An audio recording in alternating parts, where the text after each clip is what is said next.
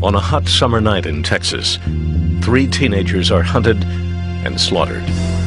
The killer is sentenced to die and then set free. How can this serial killer get out of prison? How could he have been on death row and make parole? He got by with murder.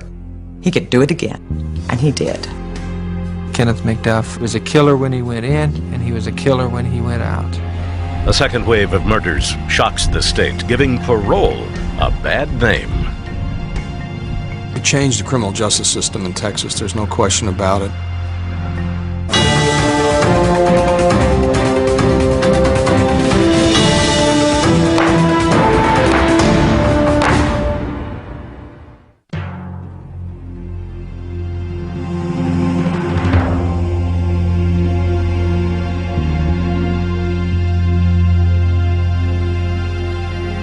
On October 11th, 1989, after nearly 23 years in prison, a notorious killer made parole.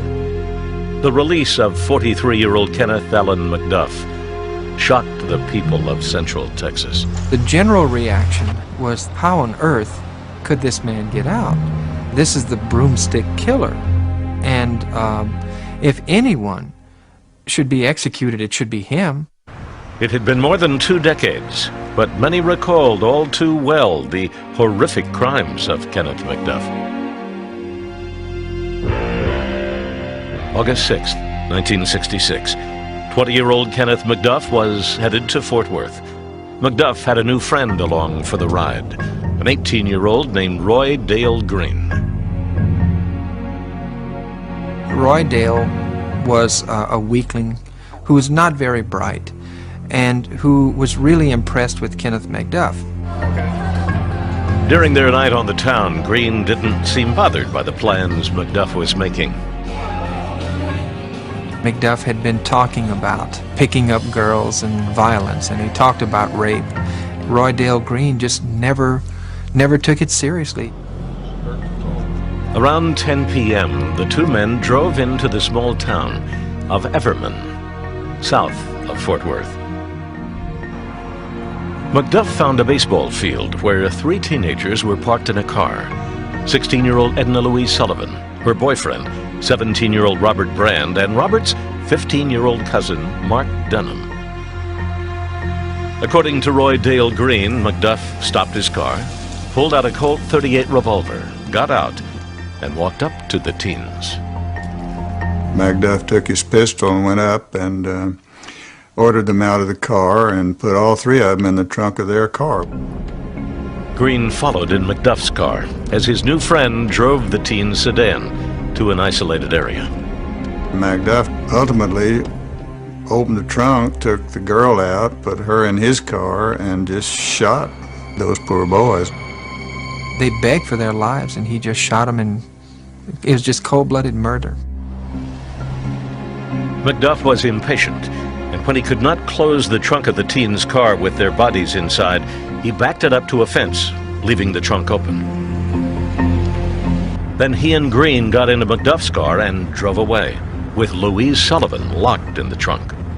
They drove around, finally found the proper place for him to commit his acts on this poor Louise Sullivan. Then he raped her. McDuff raped the girl using an old broomstick he had in his car. Finally, he used the broomstick to kill her. McDuff laid her down on her back and sat on her chest and took that broomstick and held it down over her throat and pressed and pressed and pressed with it until she finally gasped and died. McDuff and Green dumped Sullivan's body in some tall grass, then headed home. The boys' bodies were found the next day in the trunk of their car. When the news got out, Roy Dale Green broke down. Green had a conscience, and he got to feeling real bad, and he told somebody what had happened. Green led police to the body of Louise Sullivan. McDuff was quickly arrested. Green, his accomplice, was the star witness against him at his murder trial. On the stand, Green seemed terrified to be in the same room with McDuff. His voice would drop to an inaudible level. The jury could tell he was telling the truth. There's no way he could be rehearsed on the way he was testifying. McDuff took the stand in his own defense. He acted like he could care less. He said he didn't kill him, that it was all Green's doing, and he just had cold eyes. But it's heartbreaking to sit there and listen to him when he was on the witness stand, just nonchalant. I mean, like he wasn't nothing to him, you know. The jury didn't believe the 20-year-old McDuff. In November 1966, they found him guilty. The judge sentenced him to die in the electric chair. He became known as the Broomstick Killer. During the 6 years after the murders, the condemned killer managed to win 2 stays of execution. Then, in 1972, he got lucky, as did everyone facing the death penalty in the U.S. The Supreme Court overturned the death penalty. That meant that everyone on death row, including Kenneth McDuff's sentence, were commuted to life. Dallas investigative reporter Robert Riggs tracked attempts by McDuff and other convicts to make parole. They were eligible for parole, but who would imagine somebody would give it to them? McDuff kept at it and got lucky again. In 1987, a federal court ruled that Texas prisons were so overcrowded they violated the civil rights of inmates. The court set limits on prison populations. As a result, county jails became overcrowded with a backlog of inmates. So a deal was quietly struck between Texas Governor Bill Clements and members of the parole board. And that pact was that in order to relieve prison overcrowding, you're going to turn loose 150 inmates a day. They went through the con artist, eventually worked their way up to the car thieves, but suddenly they had run out of bodies. They found themselves in the dregs of the prison system. The parole board reached Kenneth McDuff in October 1989 and set him free. I was absolutely flabbergasted when I heard they'd parole that man, because I knew that he wasn't going to quit. I knew he wasn't going to quit.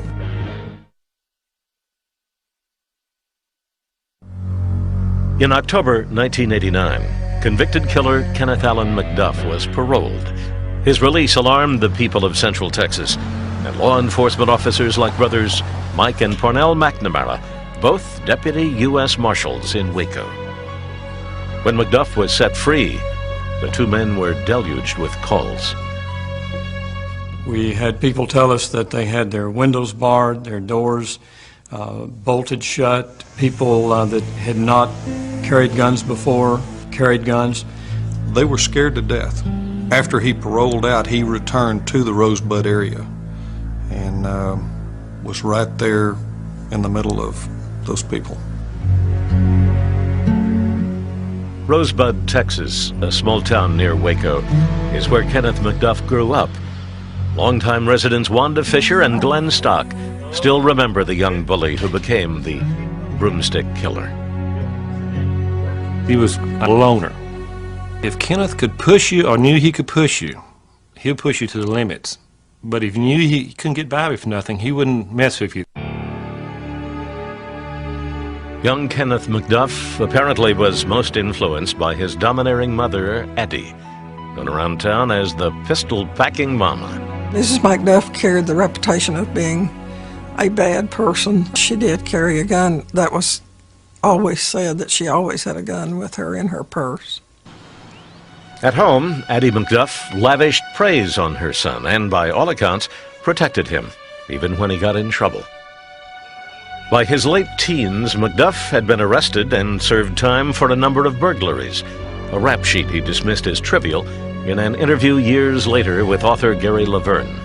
When I spoke to Kenneth about this string of burglaries that took place when he was around 18 or 19 years old, he just laughed and he said, "Oh, they was just pranks." By 1966, those pranks had escalated to a triple homicide. When McDuff was paroled in 1989, few Rosebud residents believed he was reformed. No one wanted Kenneth McDuff to come back to Rosebud. We knew that he would be trouble. As expected, in July 1990, there was trouble. McDuff was a rabid racist. One evening in Rosebud, while he's on Main Street, some young black kids were walking by, and he called them names and racial slurs and pulled a knife out on them, which should have sent him back to prison forever. McDuff was sent back to prison for the threat. But because of the chronic overcrowding problem in Texas, he was out on the streets after only a few months. It made no difference if you violated your parole, if you violated probation, anything, or if you really committed a serious crime, you weren't going to do much time. Following his re-release, McDuff appeared ready to make a change. In early 1991, he enrolled at Texas State Technical College in Waco and got a job. According to McDuff, he wanted to make money legitimately. At least that's what he told me when I interviewed him. And that took the form of getting a job as a cashier at a convenience store called the Quick Pack. McDuff quit after a month. By the summer of 1991, he was back to his old ways, hanging around a part of Waco called The Cut. It's best known for its seedy bars, drug dealers, and prostitutes. He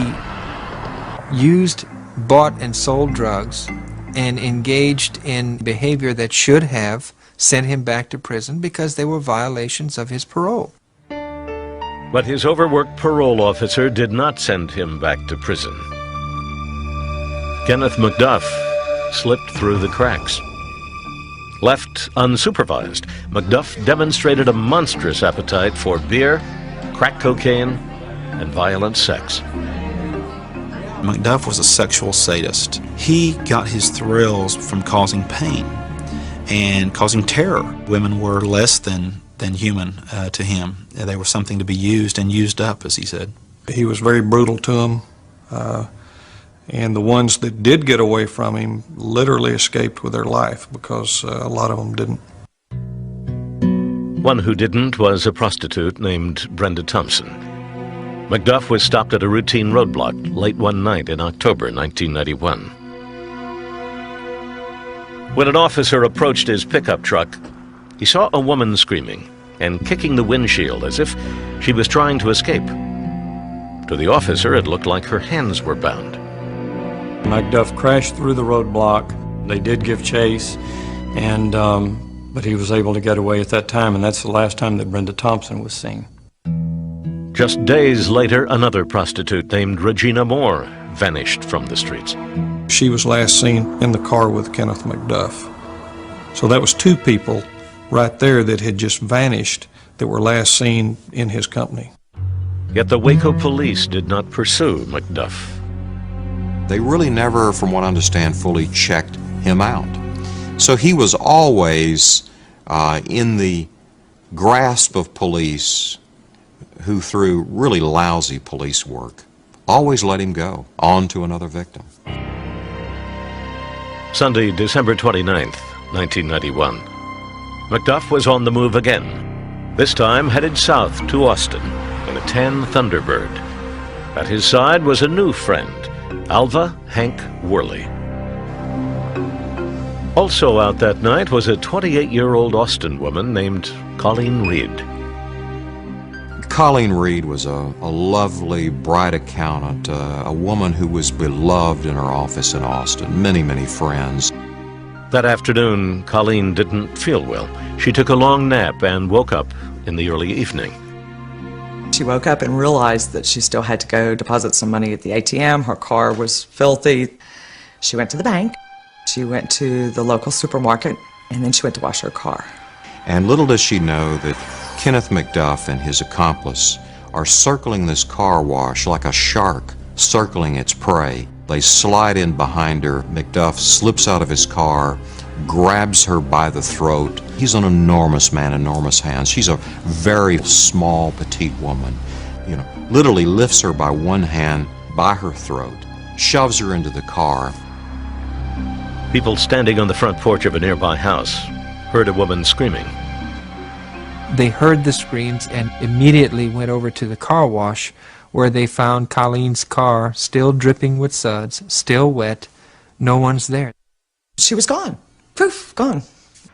The witnesses told police they saw a tan Thunderbird speed away from the car wash, the wrong way, down a one-way street. 3 months later, 23-year-old Melissa Ann Northrup, a pregnant mother of two, was working the night shift at the Waco Quick Pack, the same convenience store where McDuff once worked. Northrup had complained to her boss that she didn't feel safe working alone in the store at night. She said, I'm afraid to fill the beer boxes up because I can't hear when someone comes in and out the front door, because there was no security, period. And McDuff knew that. He told a number of friends that there was a good-looking girl in a convenience store that he could rob without a problem. On the night of March 1st, 1992, Kenneth McDuff was out looking for drugs. Then his car broke down. And guess where it broke down? About 100 to 200 yards from the Quick Pack store where Melissa Northrup was working the graveyard shift. Melissa Northrup had spoken to her husband Aaron on the phone several times that night. But when he called around 4 a.m., there was no answer. He got worried and rushed to the store. I got the call and it was Aaron. He said, Brenda, is Melissa there? And I said, well, no. He said, is her car there? And I said, well, no, she's at work. He said, she's not at work. I'm here at her work and she's not here and she's gone and her car's gone. We feel that she may have very well been kidnapped. Okay. Any leads, any suspects, anything to go on? We have no suspects at this time, at this point. She's gone. And then a few days later, Kenneth McDuff's car was discovered at the New Road Inn, which is just about a block from the Quick Pack, and he was also missing. He was gone from the area. The discovery of McDuff's tan Thunderbird near the convenience store, coupled with what the marshals knew about his violent past, would soon make him the prime suspect in the disappearance of 4 women. And from that moment on, a massive manhunt took place, and the hunt for McDuff was on.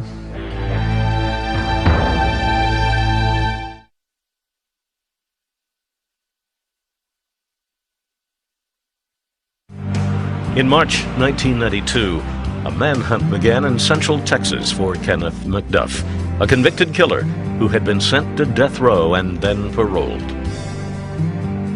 An overcrowded prison system led to his release, along with other violent criminals. McDuff was the tip of the iceberg. There were hundreds and hundreds of Kenneth McDuffs released onto the streets of the state. But McDuff, the notorious broomstick killer, was one of the worst. Now he was suspected in the disappearance of 23-year-old Melissa Ann Northrup. In March 1992, she vanished from her job at a convenience store in Waco. We didn't have a clue where she was at or whether she'd turn up or anywhere, but she was reported missing from the store. As a missing persons case, jurisdiction fell to local authorities. The Texas marshals and federal prosecutors, convinced that McDuff was responsible for the disappearance, wanted badly to get on the case, but they couldn't unless there was a federal charge. We knew he was on the prowl, and we did feel a commitment to get him off the street as soon as we could.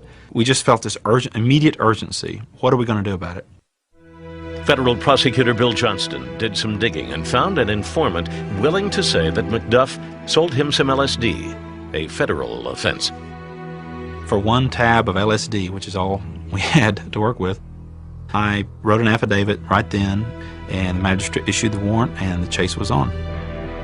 A chase that now brought the weight of the federal government into the hunt for Kenneth McDuff. We searched all the area around the TSTC campus where McDuff had been going to school. We searched the fields and followed up all the leads we could. There was a big effort on the part of many agencies in this area to try to find Melissa. Melissa Ann Northrup was no longer the only woman missing. Authorities learned that there were 3 other disappearances for which McDuff was allegedly responsible. 2 prostitutes from the Waco area and a 4th woman, Colleen Reed, abducted from a car wash in Austin. Investigators decided to search McDuff's parents' home near the small town of Belton, Texas. They questioned McDuff's father about where his son might be. He said, I don't know where he is. Says if you find him, you can kill him if you want to. And that was the beginning of 6 weeks of bizarre things. For those 6 bizarre weeks, investigators sought out anyone who might have known McDuff. We got the same story from almost all the people that we interviewed, that he had continuously talked about murdering people, burying people, disposing of bodies. Then they found Alva Hank Worley, a high school dropout, small-time crook, and occasional drinking buddy of McDuff. Worley lived at Bloom's Motel off Interstate 35 in Belton. He seemed suspicious from the start. What was most apparent in our interview with Worley was his lack of feeling at all. It was certainly a signal to us that he knew far more than what he was telling us. For several weeks, authorities kept showing up at Worley's rundown motel room. In April, a Bell County investigator found that Worley wouldn't sit still or look him in the eye. I would grab him by the shoulders and tell him, Hank, you need to talk to me about this situation. And that was the first time that he said, I think he might have hurt somebody. A few days later, Worley was ready to talk about his friend, whom he called Mac. He got word to investigator Tim Steglick to meet him at the motel. Hank walked up to the passenger side door of the car, and he opened the door, and he looked at me, and he said, I was with Mac when he took that girl from the car wash.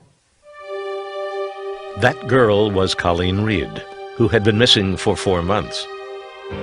Alva Hank Worley's confession was a terrible story of abduction, torture, and murder. He had talked about abducting her from the car wash and then driving her to south of Belton. He was saying that she was raped and tortured in the car.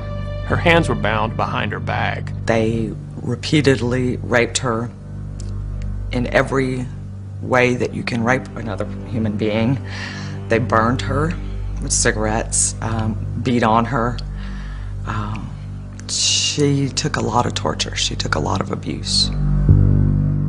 Worley showed investigators an abandoned road near the McDuff family home, where Reed was taken and tortured some more. It was a gravel road in the middle of a field. It was a very spooky place. At one point, Worley put his hands over his ears and looked down as he was standing in the middle of this field and said, her screams are so loud, they're hurting my ears. It was almost like he was still hearing her scream. Worley said he watched in horror as McDuff beat Colleen Reed until she was lifeless. Just days before Worley's confession, another murder had been attributed to Kenneth McDuff. On March 25, 1992, behind the campus of Texas State Technical College, a young man made a grisly discovery. He saw something, and unfortunately it was a part of the body that had protruded above the ground. Investigators who thought they knew all about McDuff's alleged victims were in for a shock. We thought, well, it's Melissa Northrup. And then as they got down closer, they saw the hair, and the hair was not of a white person. So everybody was going, my gosh, who is this? It was 22-year-old Valencia K. Joshua, a prostitute from Waco. Authorities learned she was last seen at the college campus looking for Kenneth McDuff. McDuff was convicted In April, the U.S. Marshal's Office made a public appeal to be on the lookout for McDuff.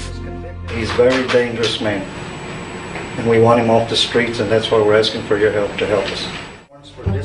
The manhunt now included dozens of local, state, and federal officers, all working around the clock. It was 24 hours a day, 7 days a week. Nobody went home. We slept in the halls. I mean, it was the most intense manhunt that I've ever been involved in. On April 26, 1992, in rural Dallas County, the search for Melissa Northrup came to an end. A fisherman discovered her badly decomposed body floating in about 4 feet of water. For Melissa's family, 57 days of waiting were over, but her mother still had to give Melissa's 2 children the news. The most difficult thing I had to do was sit down with these 2 kids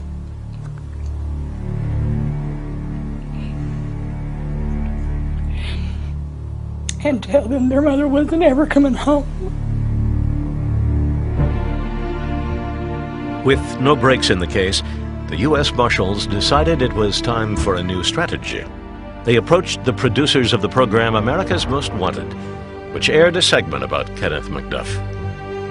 The May 1992 broadcast generated numerous tips, one from a man in Kansas City, Missouri. The man said he recognized McDuff as someone he worked with at a trash company named Richard Fowler. A quick check revealed that Richard Fowler was really Kenneth McDuff. On May 4th, 1992, McDuff was arrested and flown back to Waco, Texas. We just couldn't believe it. We couldn't believe that he was actually in custody. Everyone that was working on the case was, just elated that this man was finally off the street. Back in Waco, the marshals had to contend with an angry crowd that gathered outside the federal courthouse to vent their rage at McDuff. Suddenly, the extended family members of Melissa Northrup exploded in anger and began screaming and sobbing and crying at him. Your vengeance is mine, saith the Lord! And he's gonna get you! The marshals, who had worked so hard to capture McDuff, now found themselves concerned for the killer's safety, protecting him in order to bring him to justice. These were not murders of opportunity. It wasn't like he just snapped and went out and murdered. He actually pre-planned and determined to find a victim. Out of the 5 suspected victims, prosecutors felt their strongest evidence involved the abduction and murder of Melissa Northrup. The state would try that case first. A bearded McDuff appeared in court in July 1992 for arraignment on capital murder charges. McDuff, how do you wish to plead to the allegation? Because of heavy publicity, McDuff's court-appointed attorney requested and received a change of venue. In February 1993, a Houston courthouse became the setting for McDuff's second capital murder trial. The evidence is going to show you in this case that there were only 2 people who were the witnesses to the death of Melissa Ann Northrup, one being Melissa Ann Northrup, and the second was Kenneth Allen McDuff. So it is a circumstantial case. During testimony, cameras were allowed to record only pictures and no sound. One of the first witnesses for the prosecution was Kenneth McDuff's mother, Addie, now 77 years old and in frail health. She had been subpoenaed to testify as a hostile witness. She confirmed that her son used her credit card. Receipts showed McDuff was in the Waco area the night of the abduction. McDuff objected to his mother being called to take the stand against him. I didn't personally want her to come because of her health, but the district attorney insisted on it. In court, McDuff became agitated when 2 former friends testified that he used drugs and once tried to talk them into robbing the convenience store where Northrup worked. Kenneth is firmly convinced, and as are we, that these people are not telling the truth. And it's hard to listen to. McDuff began to get impatient, even with his own lawyers. One time during the trial, he threw a pencil across the room and said, "Why don't you sit on the prosecutor's side? You're helping them more than you are me." And I had conversation after conversation with Kenneth about, look, you got to keep your cool. But McDuff complained to reporters that his attorneys weren't following his orders. My attorneys want to ask the questions I requested from them to ask of the witnesses. What are they doing wrong? Well, they just go through the motions. McDuff soon had more reason to be upset when the judge allowed the testimony of Alva Hank Worley, his confessed accomplice in the murder of Colleen Reed, a crime for which he had not yet been tried. I think it's going to be very inflammatory and not give me a fair trial in the present case. The prosecution argued that Worley's testimony would establish a pattern of conduct. Showing McDuff murdered Reed would help prove he murdered Northrup. It's called signature crimes, to show the similarities, to show that this was McDuff's signature, the way he committed his murders. Prosecutors said there were many similarities between the two crimes, including the way the two victims looked, and that shoelaces had been used to tie up both women. In February 1993, a nervous Alva Hank Worley arrived at the courthouse. I'm scared to death of that fella. Why are you so scared? I'm scared of him. Worley's testimony about the murder of Colleen Reed would not turn out to be the worst problem for the defense. That came when Kenneth McDuff insisted on taking the stand. I spent days, literally, trying to get him not to testify.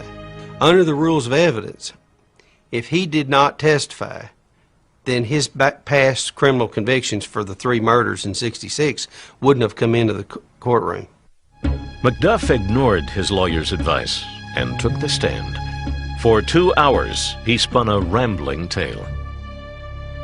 It was just a fairy tale that he tried to explain everything away, that he'd gone to San Antonio and he got a truck driver to haul him somewhere, and he got off in Kansas and he got a train. You know, it's just stupid. During McDuff's testimony, prosecutors brought up the brutal broomstick killings, describing McDuff as a murderer by occupation. It took jurors only 4 hours to reach a decision. We, the jury, find the defendant, Kenneth Allen McDuff, guilty of capital murder as charged in the indictment. During the sentencing phase, the prosecution said there was only one appropriate punishment. Look Kenneth McDuff in the eye and say, you deserve the death penalty for your heartless, brutal, soulless acts. The defense requested life in prison for the ex-con. Mr. McDuff knows how to do time. He functions well in a highly structured environment. It took the jury about an hour to decide his fate. McDuff showed no emotion as he heard the judge read the sentence. I assess your punishment at death by lethal injection. McDuff maintained his innocence as he was led from court. I'm sorry about what happened, but I wasn't the one who did it. A year later, in 1994, McDuff received a second death sentence for the murder of Colleen Reed, even though her body had not been found. Following the verdict, Melissa Northrup's mother, Brenda Solomon, hugged Colleen's sister, Lori Bible. McDuff could not control himself as he was led from the courtroom. Settle down, fella. This ain't necessary to be hanging on to. Just want to be there.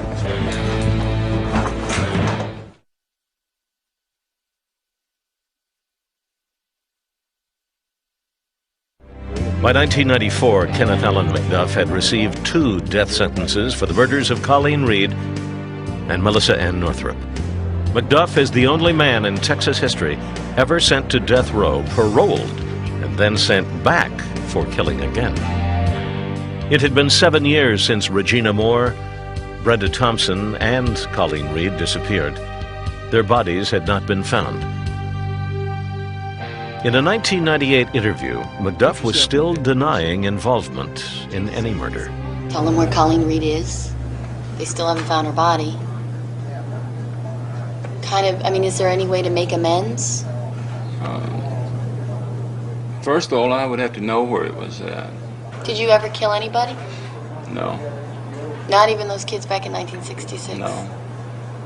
I don't want to see anyone suffer or die.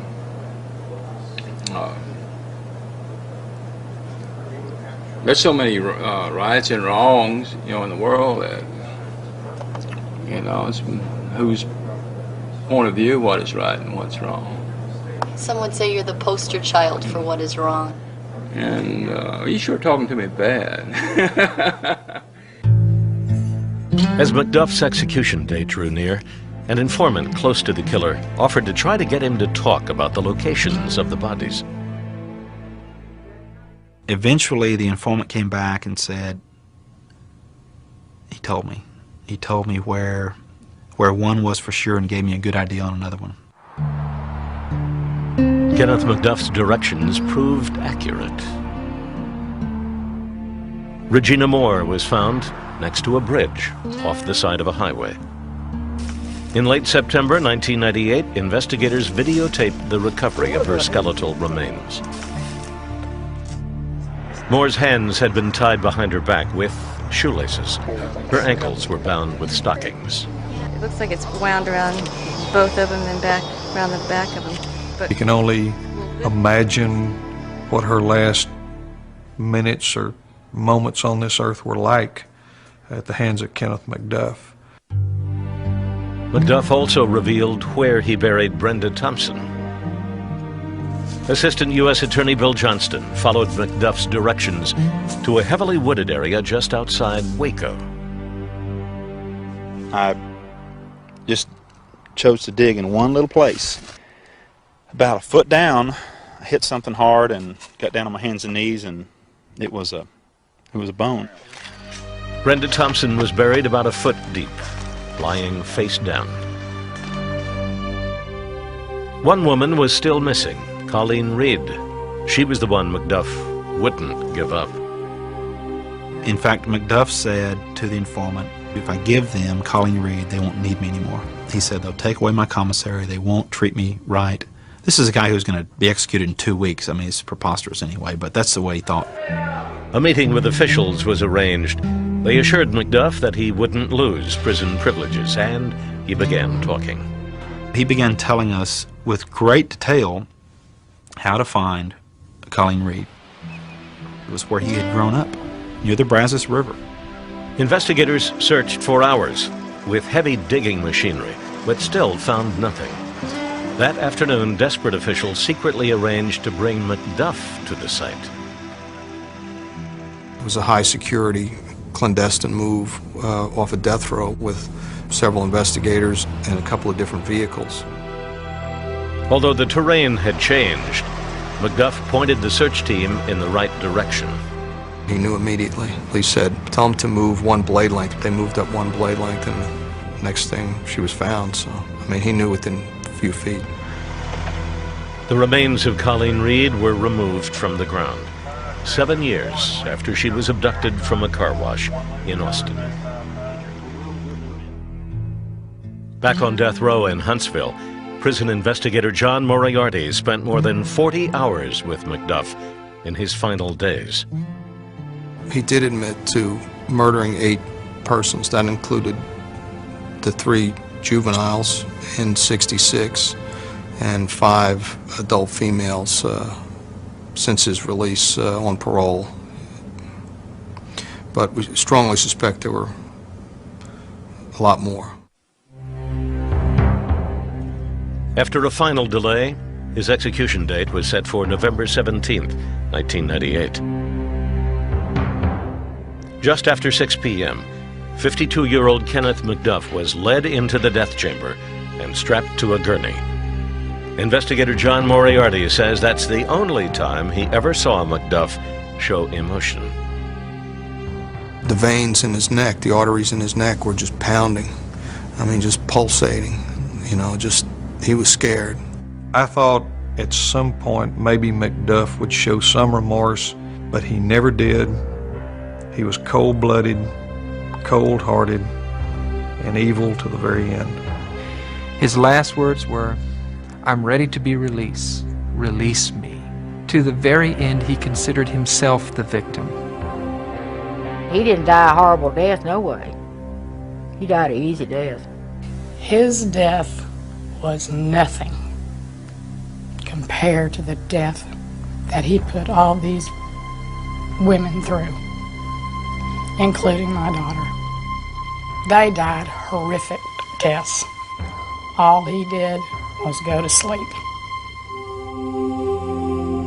The crimes of Kenneth McDuff reached far beyond the families of his victims. The public demanded that the state fix a parole system that let violent criminals like McDuff back on the streets. During the 1990s, Texas overhauled its justice system.